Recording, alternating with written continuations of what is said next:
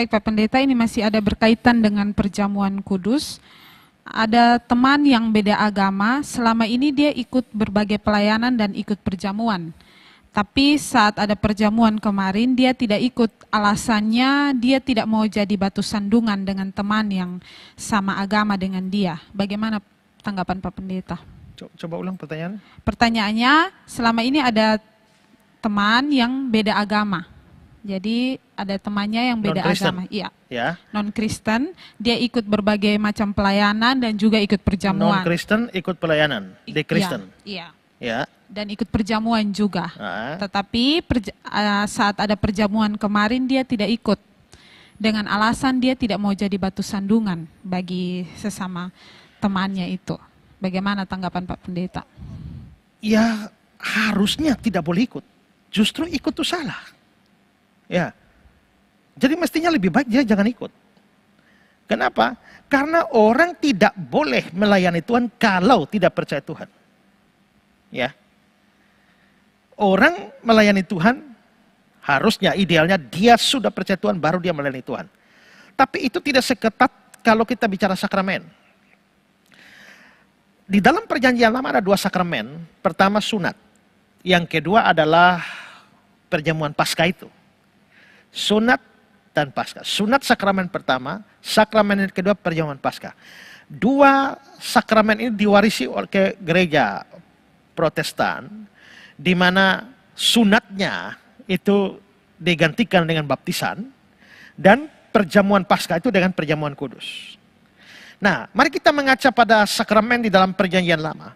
Sunat baru perjamuan Paskah. Orang bukan Israel, orang asing tidak boleh ikut perjamuan Paskah.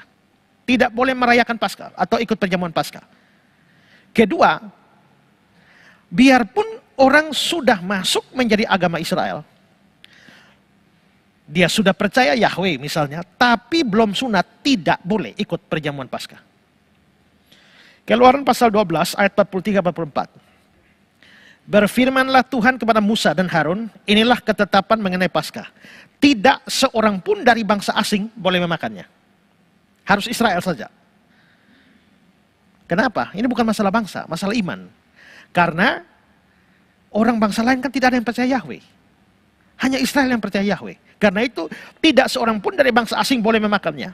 Ayat 44. Seorang budak belian barulah boleh memakannya setelah engkau menyunatkan dia. Harus sunat dulu. Ayat 48. Tetapi apabila seorang asing telah menetap padamu dan mau merayakan Paskah bagi Tuhan, maka setiap laki-laki yang bersama-sama dengan dia wajiblah disunat. Barulah dia boleh mendekat untuk merayakannya. Ia akan dianggap sebagai orang asli. Tetapi tidak seorang pun yang tidak bersunat boleh memakannya. Jadi yang tidak percaya tidak boleh.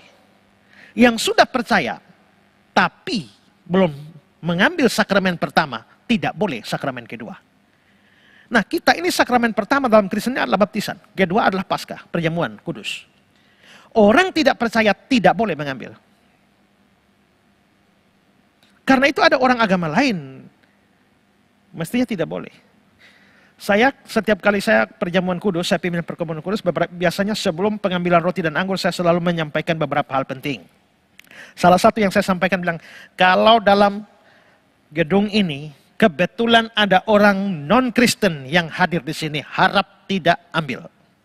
Karena bisa jadi ada orang baru ngajak temannya yang beragama lain mau masuk, belum percaya tapi baru diajak, atau baru simpatisan ngajak masuk tapi belum, masih agama lain, saya larang.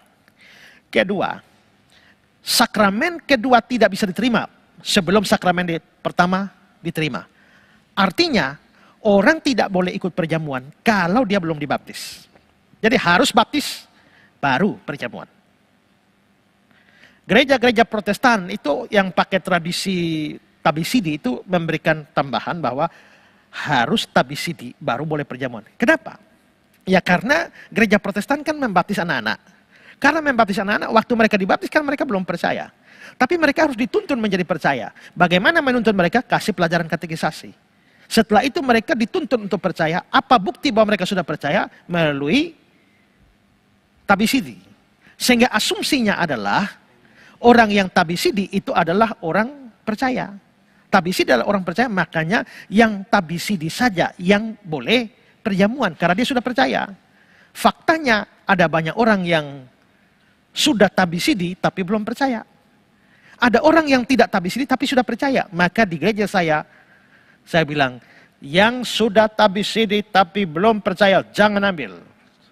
Yang sudah sungguh-sungguh percaya tapi karena mungkin berlatar belakang gereja lain yang tidak ada tradisi tabisidi, tapi sudah sungguh-sungguh percaya, silakan ambil. Tapi saya lalu tambahkan satu hal, saudara sudah percaya tapi belum dibaptis, jangan ambil. Ya, jadi itu prinsipnya. Karena itu menurut saya kalau saudara teman itu ikut melayani saja, mestinya sudah salah dong. Saudara ingat ya, kita itu kan melayani Bapak kita. Karena waktu kita percaya Yesus, kita ini anak Allah. Yohanes 1 ayat 12. Maka kita melayani Allah, itu kita melayani Bapak kita. Orang tidak percaya Yesus itu belum anak Allah. Anak siapa? Yohanes 8 ayat 44 bilang, anak iblis. Berarti orang tidak percaya ikut melayani di gereja, itu berarti ada anak iblis ikut melayani Bapak kita. Oh, gak apa-apa kan? Lebih bagus. Tidak, bagimu lebih bagus. Bagi bapakmu itu tidak bagus. Ya, jadi mestinya itu sudah salah. Apalagi mengambil bagian di dalam sakramen.